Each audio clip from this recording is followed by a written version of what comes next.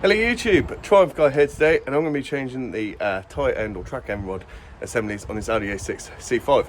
Important thing you need to do is jack up both sides, because we're going to do both sides at the same time. Also, you need the steering to be free in order to get to the innards, and you'll see why in a second. So remove the wheels. Next is ensure the car is jacked up on both sides. Undo the top bolt, which is only done up to 7 newtons of torque, so it should be fairly easy, and it's 13mm. This nut, which is 16mm, and then we're just going to try and bash that out with a rubber side of a mallet. Now mine actually didn't come out, and normally this should just push straight through, but to protect the threads we're going to put the nut back on and give it another couple of whacks. To free it up, I've just cleaned it up and then put some penetrator fluid on both sides and inside the crack as well. It was pretty minging, so then I attacked it with a pick and some more penetrating fluid.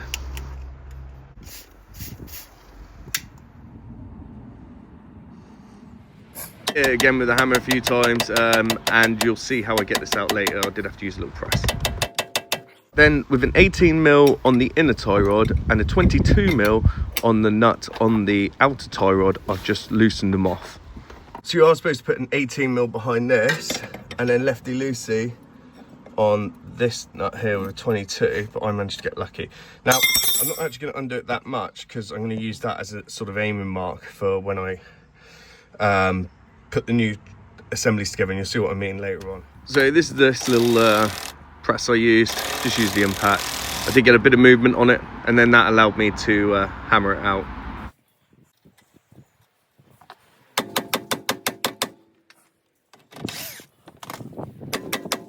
Use a punch just to drive it all the way through. Give it some nice whacks, and it did come out. I mean, this is the most difficult one I've ever done in my life, to be honest, for this. So, got the 18mm there, rest on there, and then we've had to put a spanner there, and then use a long ring aviation spanner to give us the leverage, and it did finally come loose. Now, a lot of people count them, however, this inside here, you can see where they were connected, so I'm just going to connect the old two together when they come off the car, and then we'll just measure them up.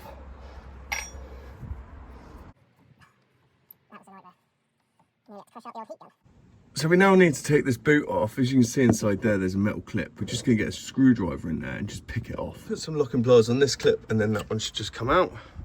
So to move the toy rod out of the way, to give you a bit more space, is if you point the wheels this way, so towards the way you're working.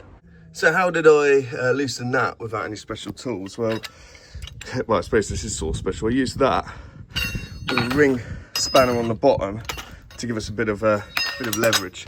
So we're just going to undo that now. Now, like I said before, you can count the turns on the way out, but actually you don't always know if this has got the same amount of threads as the new one.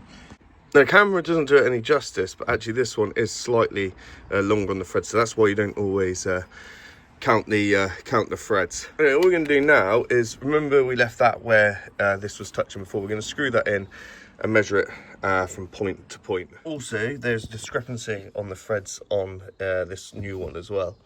There you go, so they're measured up. That one's obviously just moved slightly. So we're just going to pinch this bolt down, well, this nut down a bit, to give us an aiming mark for when we screw all this back together. Then you can put a little dab of super glue in there as well, just to keep it in the same position. So with that now screwed down ever so slightly, we're now going to remove the inner. So we're now going to grab this and screw it in there. Annoyingly, we might have to actually move the steering again. Point to note, once you have done this, I would suggest, or strongly suggest, that you get your tracking done. Once that's in, we're now going to tighten this down, or just, in our case, we're just going to tighten it to a rough torque. Talking to yourself, Daddy. Hey, Rose! You're now just going to push this on. Now, you can use a cable tie. I'm going to use these clips which come with it. Essentially, you need the clip to be facing downwards as you push it over the inner tie rod, and then you can get from underneath the car. So annoyingly, it's the wrong size, so I'm going to put the old one on, taped up that until a replacement comes. It's a Sunday, so we got to wait for the parts stores to open. But yeah, just push it on, put a cable tie around that for now, and then we'll be good to go. Put the small ring on the gator so it's clear of the inner tie rod. Now that's on, we're just going to screw this in until it makes contact with that nut, so then we know it's the right length. So I've steered this away from us now. Obviously you can't tell by this bit because should be just free. That just gives us a bit of access to that, and then we're just going to tighten that nut down up against the inner tie rod, holding the other one with an 18mm. On the tie rod itself is 22mm. So make sure that this bit here is flat. We're now going to centralise the steering and get this into the knuckle. To clean this hole, I just put a bit of penetrating fluid in there and then a bit of rag on a screwdriver. Make sure that that little notch lines up with this before you start hammering that up.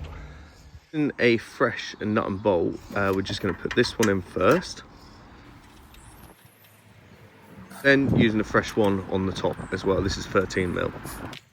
The top bolt I'm just doing up then is 7 Newton meters, and that side one with nut and bolt is 45 Newton meters of torque. There will be some affiliate links for all the tools used in this video, so it will cost you no extra, but it will support the channel. Please make sure you like and subscribe, and if you've got any questions, put them in the comments. There'll also be a playlist for things all maintenance on this Audi A6 C5.